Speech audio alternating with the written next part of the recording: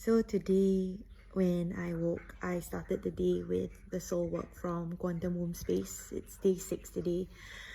And the task was to receive a Kasma Quantum energy healing while listening to 2 tracks. And what really took me by surprise was how I plunged into the depths of loneliness through the process.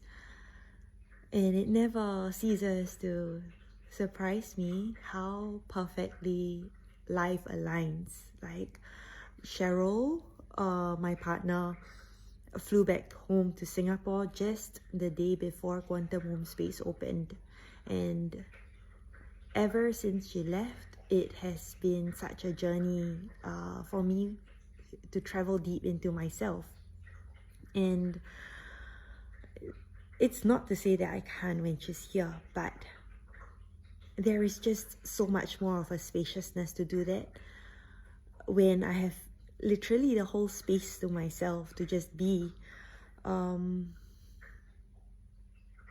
Yeah, and it got me thinking, like, if she were here, my journey through these 6 days of learning to re-mother myself would have been shaped so differently. So today when loneliness came up, I was thinking about how Kelly MacDonald in Mother Hunger speaks of this hunger, this perpetual hunger that comes from when our earliest needs were not met. Our needs of nurturance, our needs of protection, and our needs of guidance. And this need comes from our mother. There obviously are needs from a father as well, but her research is in mother hunger, and it's what I resonate so deeply with. So I was just thinking about loneliness and how I haven't connected with that in such a long time because I don't feel lonely, or at least consciously I don't. But now that I allowed myself to be with it, to almost be consumed by it, what I'm learning is that it has always been there. It has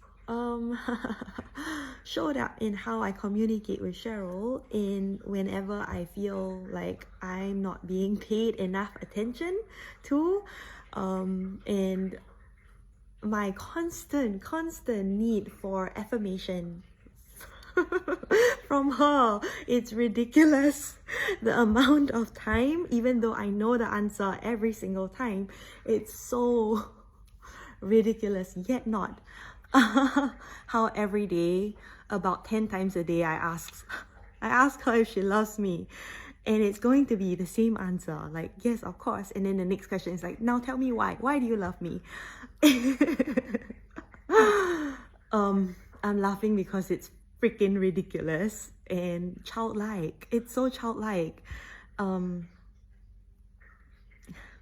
it's really with her that I allowed my full child self to emerge. You know, the bratty self, the sassy self, the needy, so needy self, to emerge without feeling shame, because we have worked through that phase earlier on in our relationship. It's been almost 8 years that we've been together.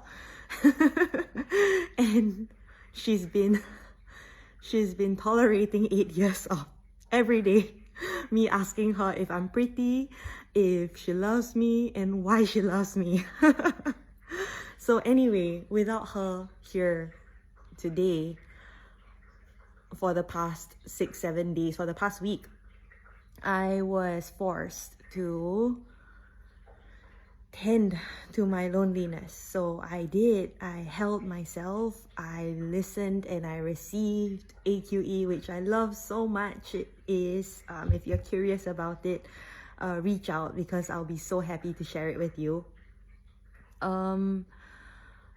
Yeah, I then realized that this is what I have been. Has always been an undercurrent behind what I do. And I recognize that when there is this perpetual hunger, this perpetual loneliness, nothing Cheryl says will ever be enough to to fill that void, because that void is meant for me to fill. Well, Kelly MacDonald says that it's actually meant for our mother to fill, but since we cannot control, we cannot demand someone to fill something that they cannot, it then becomes our responsibility to take this task upon ourselves.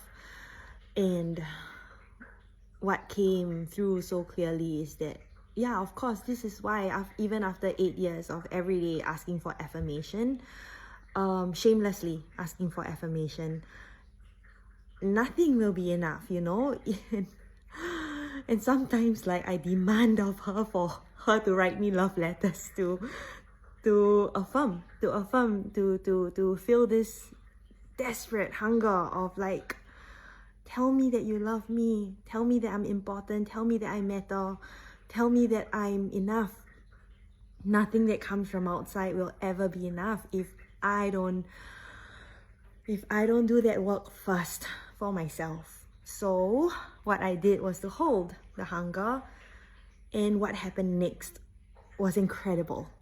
So I'm still shaking because it's just about 4 hours ago. It's still very raw. An opening emerged. Something poured through. Whether it was love, divine love, source love, unconditional love, love poured through. And it was comforting, it was warm, it was complete, and it reminded me of the whole, that sense of fullness was remembered. And a few days ago, I was just telling a friend that sometimes we have to experience emptiness in order to know fullness. And the gift of emptiness is that it gives us the experience, the intellectual and also bodily experience of fullness, because we have experienced what the opposite of fullness is like, and we live in this world of duality, so we cannot actually experience something without its extreme opposite. So like how we can't know what light is unless there is darkness, and we cannot know what being full is unless there has been an emptiness, a hunger. So today I just allowed for myself to be with the hunger. It wasn't for long, I think it was just for half an hour. Wow, but that sense of fullness that just came through showed itself from within, because it is from within. It's not from something outside of myself. If we are looking at it from the lens of we are creator, we are source, we are God, you know, tiniest speck and particle of God, but we are God. This comes from within, and it's so powerful. And it also informs me that we never really are apart from the whole. And I think of this whenever, like, you know, when we love someone and we are not together with them for whatever reason, we can't tell them that we feel for them or we love them. And then there is such a feeling of separation. There is a feeling of like, I'm not being met. And yet, this not being met emerges from a feeling from inside. The inner child is not being met. So this is still something that I am reckoning with and exploring and diving deeper each day, apparently, to continue meeting this hunger, to continue meeting however hunger shows up, like how today it shows up in the clothing of loneliness, and to see what happens to see how else this unfolds. Because this is a void that really can only be filled by ourselves.